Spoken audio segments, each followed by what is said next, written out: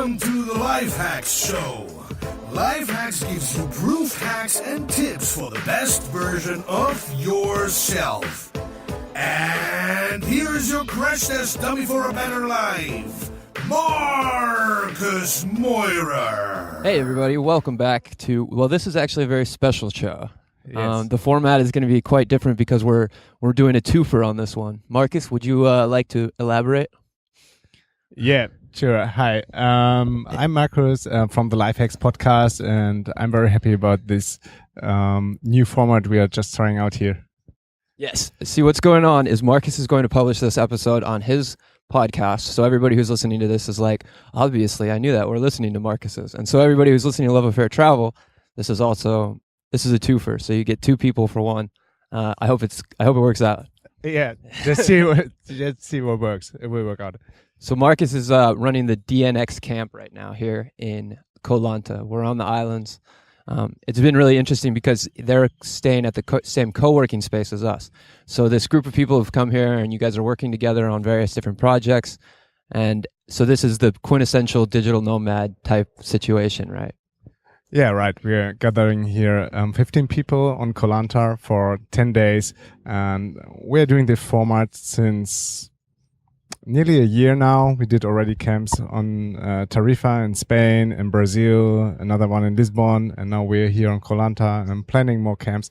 And it works out really well for us to even deeper connect digital nomads, vice versa, and work together with them on their project and do workshops, mastermind sessions, give talks, but also do fun activities like going on a boat trip here on Koh Lanta or going diving. So it's lots of fun. Is that your main business, or do you is running the events your main business, or do you do other things as well? And so we're doing quite a lot of things at the moment. When we started into this location independent lifestyle 3.5 years ago, we started as freelancers, and I was freelancing for startups in Berlin, doing the online marketing campaigns for them.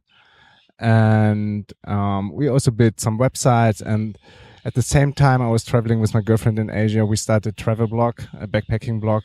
And after 3 years, this took really off, so we could make a living just from the blog at the moment. So you were working on the blog and the freelancing for the first 3 years, or when you started, did you? So we started out with the blog and the freelancing, and then after 1 year, we started a conference about the digital nomad lifestyle. And this came from the demand of the people in Germany. They wanted to know what we are really doing. They've seen our Facebook pictures, but they didn't get it. So we were answering lots of questions and emails. And at the end, we said, you know what? Let's do a little meetup in Berlin in the Beta House co-working space. We will come on the stage. You can ask us everything. And this really took off. At the end, we had more than 200 people and was sold out in 3 days. So was that how you started? Like, what was the first... I mean, it sounds to me like you were working technology in Germany, and then there was a point where you didn't have to be in Germany, right? What was that transition like? Yeah, I was employed as online marketing manager. Started out as... Was that like in an office in Germany and commuting to work and everything and that kind of thing? Yeah, it was a typical 9-to-5 job. The cool thing was it was in a startup in Berlin or a different startup. So I was... working in the startup scene there, doing SEO and then gaining more knowledge and getting broader, and did all the online marketing stuff. But at a certain point I said, I think I'm ready to do my own business and my own stuff. So I quit my job and founded a company, but it was never meant to run it remotely from everywhere. The idea was to just start an agency in Berlin.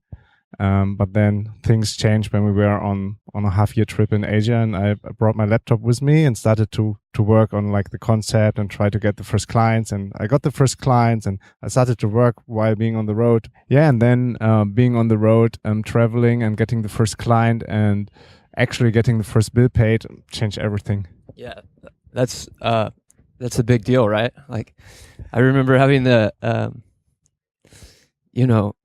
because when I started traveling, like traveling for me at first was like getting crappy jobs to every city that I went to. So it'd be like you go to New Zealand and you get a job in construction. You go to Australia and you get a job in, or cattle farming or something like that. And it was really hard because first off, you had to start from scratch with each job. Nobody trusts you because you don't have any experience, and they shouldn't really. But the cool thing about the technology, I'm sure this played a big role for you, is that you have your first client and they're happy with you traveling. You can continue to build that relationship over time. Yes, that helped a lot. And especially it helped that before that we worked in a 9-to-5 job for a long time. So I started out with my girlfriend. That's why I say sometimes we. Yeah. We started together on this lifestyle. And we both worked for a long time in the corporate world in a 9-to-5 job. And so not everything is bad in this 9-to-5 world. Some digital nomads now tend to just say it's all rubbish. It helped a lot to know how companies think and what they want to get from their clients. Or so having a technology background helped us a lot to get started into the lifestyle. Yeah, that's cool. And so now are the events and the conferences you guys putting on replacing your freelance stuff, or what's keeping you the most busy now? Yeah, actually we built up a team. It's fully remote. Last year we hired the first VA, and since then I got the trust to give some work to other people. It took a long time for me, and now we really grow this team. It's now 15 or 16 people. Cool. We're just handling with them with Trello. And is it mostly German people, or is it people from all over? Or it's from all over the world. Really? So we have copywriters, we have translators, we have accountants, we have lots of VAs, we have designers. They sit everywhere. But back to your question, if we are still doing the freelancing work, is that we automated the leads we get, and there's a team working on this freelancing things. So I'm not doing it anymore operationally. This gives me space to work on these conferences we are doing, on the DNX camps. I also started my podcast. We are starting now on Amazon FBA selling and had a huge success yesterday, the biggest sale day ever. My girlfriend is really deep into this at the moment. So yeah, we are quite active, and we are just happy about the freedom, the entrepreneurial freedom we are just enjoying at the moment, or since 3 years, and I don't know if it will ever stop. Yeah, that's amazing. I feel the same way. We're still doing the same thing. My wife works with me on everything too. So, and we have got the productizing services, and then outsourcing the sort of job part of that, or the real time constraining parts. That's been really helpful for us too with podcast production. Yeah, where did you find your people for outsourcing your productized service? So for all the listeners, maybe you can explain what you're doing. And if somebody wants to become a podcast producer, this is the way to do it. So the way that we found people, the way that I found the guy who's kind of like he was like the number one guy to come in and work with me on it. His name is Jonah, and Jonah actually had started a podcast production company. And then I saw his website, and I knew we were doing the same thing. And I just reached out to him, and then we just joined forces. So that was number one. And then now our process is a little bit more complex, not complex, but interesting, and something that would be repeatable, because we have, I did an Udemy course on exactly how to produce podcasts. Okay. And so now what I do is if people reach out to us, then maybe I connect them with the course. And then if they go through the course, they learn how to make podcasts. And then once they're established people that know how to make shows, then it's easy to say, okay, sure. And then they'll run and edit a few episodes of this podcast, Love Affair Travel. And then if they do that successfully and they keep with us, then there's no reason to not put them on stuff. Wow, it's a pretty smart onboarding process you set up. Great. Yeah. And the cool thing is, like, if you make bad decisions or something, like somebody looks a lot better on paper than they were. And also, if people look not as good on paper, but they're actually really good, you sift it out and it costs 0 time. You're just like, hey, here, you can do this. It's like 3 hours, and send me your iTunes link when you're done. Then their work speaks for themselves. And even if they couldn't speak English, I'd be fine with giving it, Yeah. We do need people who can write well in English, though. That's important. Okay, so what are you doing exactly? When I would come to you, what do you need from me being a podcaster? Yeah, like for you, like this audio file, when I'm done making this, I'm going to export audio, and then I can save it to a hard drive, right? But you could save it straight to a Dropbox file, and then send us an email, be like, audio's in the Dropbox file. And then 2 or 3 days later, your WordPress website would have like a filled blog with a fully audio engineered podcast. So all you'd have to do is look through it, maybe shift some stuff around, All the links are in there, all the show notes, timestamps. So you take A it out bunch of of the writing. audio file. I don't have to tell you, please put Yeah. this and this link in the show notes. Exactly. That's cool. So anybody who runs a podcast is like, their eyes always open up when I'm talking to them about this, right? Yeah, because Whoa! this is still also a hard deal for me. At the moment, my VA does all the producing and mastering with some tools in the background. But yeah, I still have to give her the show notes because sometimes she doesn't get it and she's not so technical from the background. Yeah. Well, and another thing is for really busy people is that you need to teach people how to do it, right? And so if you hire us, you don't have to teach us how to do it at all. It'll probably be better because, we've produced at least 500 podcasts for sure by now. So we've got like 16 clients shows on iTunes that are producing weekly, bi-weekly shows. So all in English? We did one in Norwegian. How was it? Well, we'd never understood it. We couldn't write the show notes for that one. It sounds great. I mean, none of us know exactly what it's about. But that one's a specific example because it was a little bit easier. But yeah, most of them are in English. Yeah. Yeah. And this is your main project? This is your main income source at the moment? Yeah. So how many people do you have in your team now on board? Veronica, myself, and then 3 other people. 1 in the UK and 2 in Portland. And the other guy you joined forces with, he's still on board or he stepped out? Yeah. He's incredibly important. If Jonah's listening to this, I feel bad though because I'm in Thailand and he's in Portland, and usually we would talk a lot like day to day, but now when I wake up in the morning, it's right about the time he wants to go to bed, so we're never really awake. So since we've been in Thailand, it's been very distant, but because of the way we structure everything, it doesn't really affect the business. It's probably not growing as quickly as if I were in the US or if it's in the same time zone for that matter. But, when I get back to the US, I think it'll just start up. And the ongoing stuff isn't affected by it. Mm-hmm. Yeah, the time zone thing is also for us a big challenge, having the whole team splattered all over the world. But it can be a challenge, but it also can be an advantage, right? Because sometimes you'll have stuff that you need done and you work up until the last minute of your conscious working hours, and then you go to sleep and you wake up and it's like, whoa, somebody worked on it the whole time I was asleep. So as long as you can structure it in a good way, the time zone can be a useful tool. Yeah, but I always I feel it when I'm in different time zones and working with clients, for instance, in Europe, and now we are in front of the time, so it's very cool. Everybody's sleeping when I get in the morning to the computer and get things done, no emails come in, and I'm not distracted, and but you can the use other Google way, Voice to like wake up, and they're like right at 9 o'clock, you can call them and you're really sharp and really onto it. Yeah. Well researched, and they're like, oh, I just woke up, you're so good. Thanks. Yeah, this is funny because I just read like a hack from a lawyer. When he's doing very very hard stuff, he always puts the appointments in the very late evening with the other lawyers. So he's sleeping all day, and then he gets way awake at 8 p.m. to these hard negotiations. Yeah. But what I also see is when we are, for instance, in Brazil, we have been there at the end of last year. We are behind the time, and then I always feel rushed. Even though I know I don't have to feel rushed, I'm just in another time zone, but the inbox is full, my Trello is full, my Wunderlist is full, and everybody was working like in Europe or in Australia or in Thailand, and I have to catch up then, like in the American time zone. Yeah. Well, then it becomes a matter of, the point that you mentioned earlier is delegating responsibilities and things and not being responsible for things. Mm-hmm. For me, it's like a lot of the times whenever we're doing stuff that has to do with ongoing production and freedom podcasting, it's my job is to figure out how to make it so that I don't have an inbox for that thing, right? That's just critical. Because otherwise things can't grow without you. And if things can't grow without you, then, you're the problem.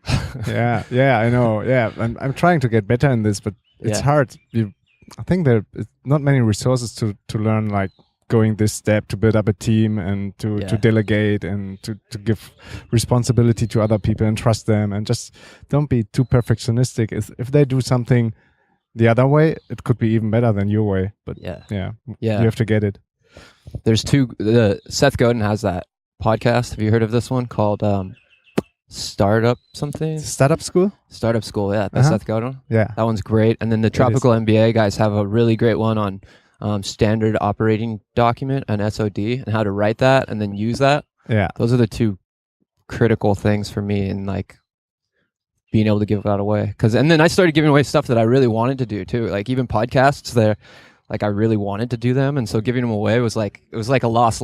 Like I'm paying somebody else to do something that I like to do. And like, and so, yeah, but every time you do it, every time you take that step and do something, usually it, you know, like now I wouldn't really want to do the show as much because I like just being able to listen to it on my own time. You have to learn to value your time better. Yeah. Because I also come from the SEO thing, and sometimes we have to do SEO tasks, but now we have an agency doing this, and then I say, oh, maybe I could do it, and I have the server access. So it's really tempting. It only takes me 30 minutes. I know this, right? Yeah. Yeah, absolutely. I mean, the thing about that being on the internet is that there's always limitless things to do, right? Like some people ask me all the time, oh, are you done with work for the day? And I'm like, I don't even know what that would look like. Like there's 600,000 projects that I want to work on. And it's just a matter of prioritizing all the time. Being done is like, I don't think that I'll ever become. This is the first time I've ever done a standing up interview. Because right now we're standing underneath this Buddhist statue in the back of Co-Hub, and we're standing. So what do you think, Marcus? Is this a good way to do interviews? Yeah, I heard about researchers that when you want to sell something or you want to be more persuading, then you should stand up to raise your voice and to speak even louder. It's cool. It's cool, but it's also like 100 degrees outside right now, so we're both sweating. Yeah, I think there are many people who wanted to change now with us. So it's a first world problem to sweat in Thailand and agreed. Record a podcast. Yeah, definitely. What are some of the normal questions you ask people on your show? It's about do you have a special morning routine, and how do you tackle this issue that many entrepreneurs have to get into the flow, to get into the zone, and to get productive? Yeah. Oh, cool. I'm like the anti-morning routine person though. Like I do something different all the time. I feel like it's because I travel so often, you know. And when you live in new places, like in Chiang Mai, we had different schedules than here. And when I'm in Australia, I wake up super early to go surfing, and then I wake up at like 6 o'clock every morning to go surfing and go check the surf and see what it's like. Then here, there's no reason to wake up early, so I've been waking up at like 10 or 11, and so I just don't have one. How do you structure your day? Do you have any tools you use? Not really. I just so sometimes I have production work because I still keep one show. I do the Tim Ferriss show, which means that I kind of am reactive to the way that they send me stuff. And I just like doing it so much, and it's so interesting. And it's like a big kind of marketing thing for our company too, to say that we do that one because it's so big. Yeah, totally.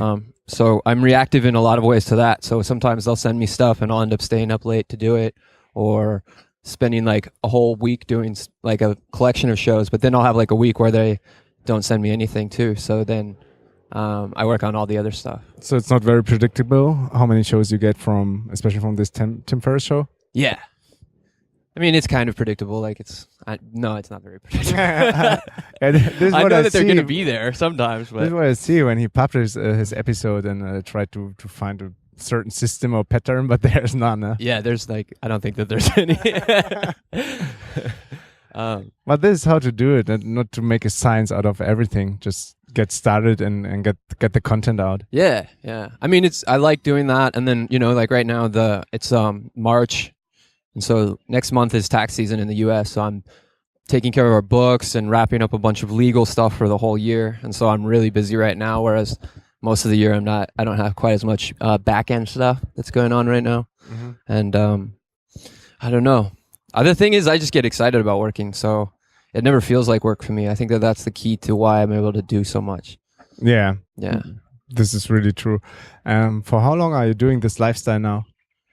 Well, like I said, I was doing like that, that job, the job to job type thing. I was doing that for a few years. When was it? Probably mid 2009 to 2011 about. Okay. And then in 2011, I started with that. So about 5 years of internet. Where did you get your knowledge about producing a podcast and all the internet stuff? I was looking for an internship in some sort of internet business type thing, and at the time, Chris Ducker had a podcast called the Virtual Business Lifestyle, and he ran an internship for somebody to come, and it was like a replace me internship, and so I went to the Philippines. Yeah. And then so he taught me how to do everything that I knew how to do when I was there, and we got done with pretty much everything that we were going to do in like 3 months. So it was supposed to be a year, but I just spent 3 months there, and then that's quick. he introduced me to Lewis Howes, who does the School of Greatness podcast. I helped him make that, and then while working with Lewis doing podcasting, and we got all the rest of our clients, and that's where we're now. Yeah, this is how it goes sometimes. Just create opportunities, be there, be visible. Yeah. In service businesses, it's all about word of mouth.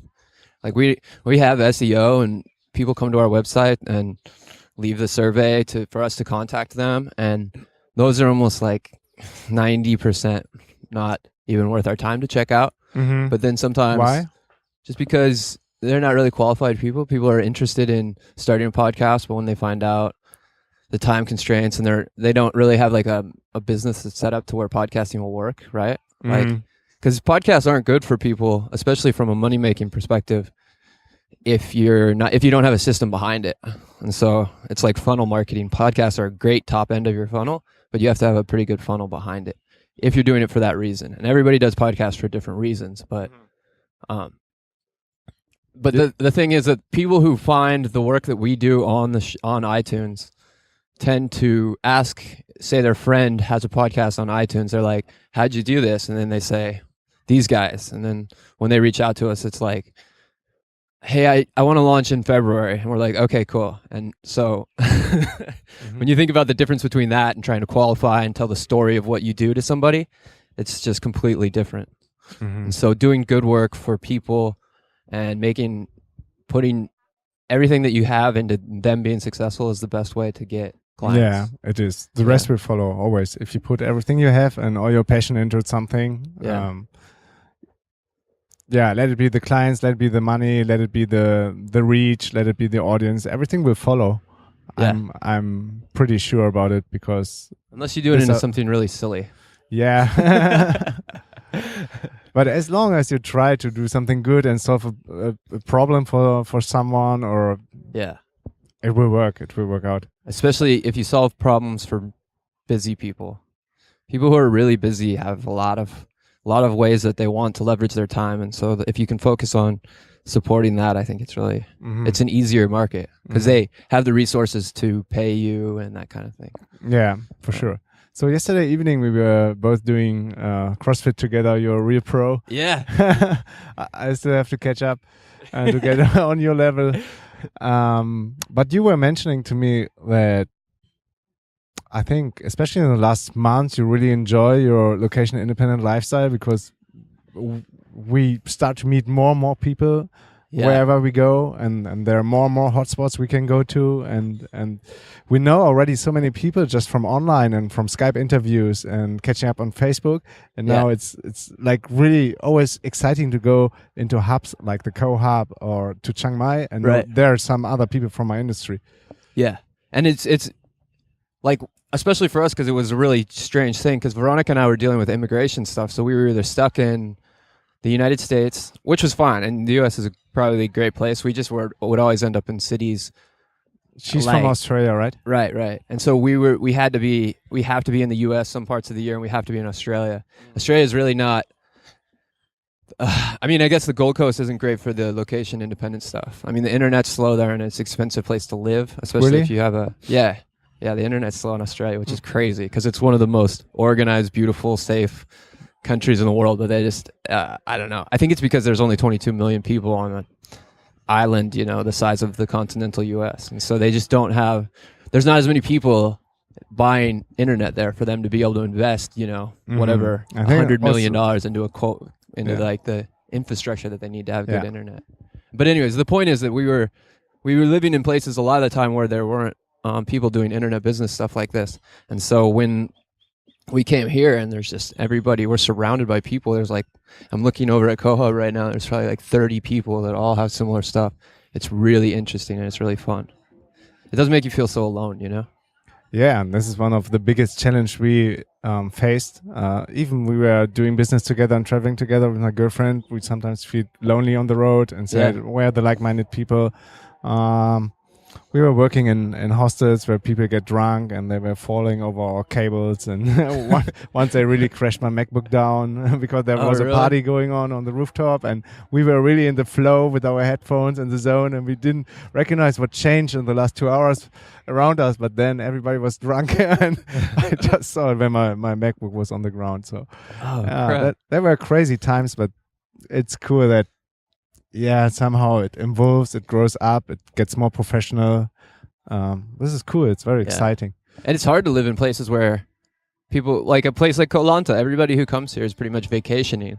And so when you go to like the different places, how cool is this music right now? I hope it's coming through. Where's it from? It's coming through. There's some truck driving around with giant speakers in the back of it right now. Yeah. Well, it's not the Muay Thai track. It's not. Usually they're advertising the Muay Thai. But the thing that it's hard living in these resort areas all the time because when location's not a problem, you tend to migrate to places that are like resort-like, right? But when you go there, there's always people that are there for resorting and partying and stuff. So it's not the best environment because it's so easy to just go out and have fun with people. Yeah. Then you get distracted from your main focus. So. I wouldn't say I don't go out and never have fun, but you have a different lifestyle and a different life if you're an entrepreneur, and especially an online entrepreneur, and then especially a traveling online entrepreneur, roaming around the world. It's lots of different challenges and things you have to face. Yeah. They're cool challenges.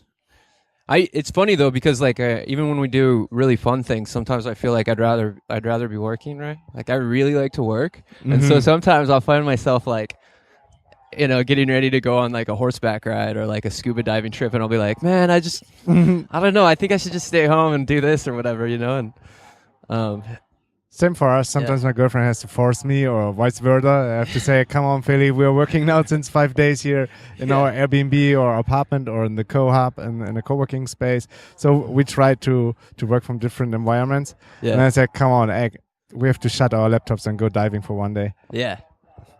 And then it really helps because it gives you more headspace again, and you're not too deep into your own bubble world. Yeah. Well, that's the game, the digital nomad thing. So a lot of times I talk to people who like do all sorts of different adventures and things. This is really the digital nomad thing, and I think it's really cool what you've been setting up with DNX. It's getting louder. They're surrounding us. I think it's really cool what you're doing with DNX and sort of being a meeting point for a lot of people that are doing this kind of thing. So, for people who are listening to this, if they want to learn more about your projects or get involved with one of your camps or your conventions, where would they find you? We set up a hub page for all our activities that are going on under the brand DNX, and it's on dnxhub.com, and there you will find the conferences. DNX Hub, HUB? Yes. Okay, cool. There you find the conferences, the camps. So we started a job board with location-independent jobs. We got a toolbox. We got many more ideas, and there's lots more to come. So it's very exciting. Yeah, it's a thriving space. Like the more that I see, I just see so much more advertising, and the work that you guys they're are doing coming closer. Great. There's a giant truck driving around with huge, like 5 foot by 5 foot speakers that's just screaming out right now. That's what you're hearing in the background. It's a thriving space, but we shouldn't forget to think about what we are doing and try to do cool and sustainable stuff, because we as digital nomads, we have a great opportunity. Since we are traveling the world, we have the big picture of the real world. We are not living in our bubble in New York at the Golden Coast or somewhere else in Berlin. Right. We have the big picture. We have the tools to create stuff as an entrepreneur.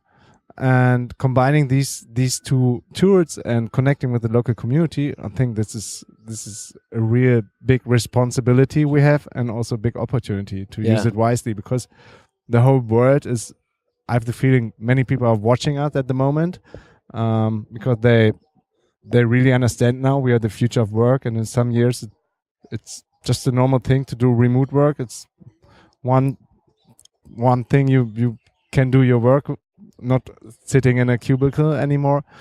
So yeah, we have to use it wisely, what we are doing. Yeah, agreed.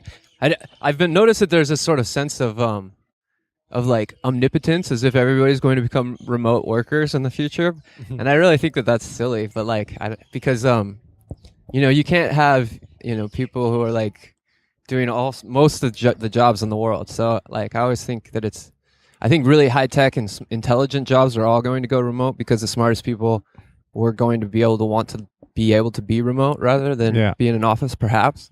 But I still think that in the long run, we'll kind of be like the strange people that are. Yeah, no, we'll never be mainstream, but it will be an asset in the future of work, and also especially for companies who are seeking talent and looking for talented people. It's a big asset in the war for talents if they say you can work from everywhere. Yeah. To get the best and the smartest people, especially in the tech scene. Yeah, that's great. So that's pretty much how I would roll out the podcast. So you got anything else to add? No, I'm happy with the podcast. Thank you. Thank you for being on my podcast and having me on your podcast at the same time. Yeah, thanks a lot. Was great fun. All right, you rock, man. Yes, yo. This was another episode of the Life Hacks Show. If you love what you're listening to and can use some of the tools and hacks we are sharing on the Life Hacks Show, I would be more than happy if you can give me a review or rating on iTunes.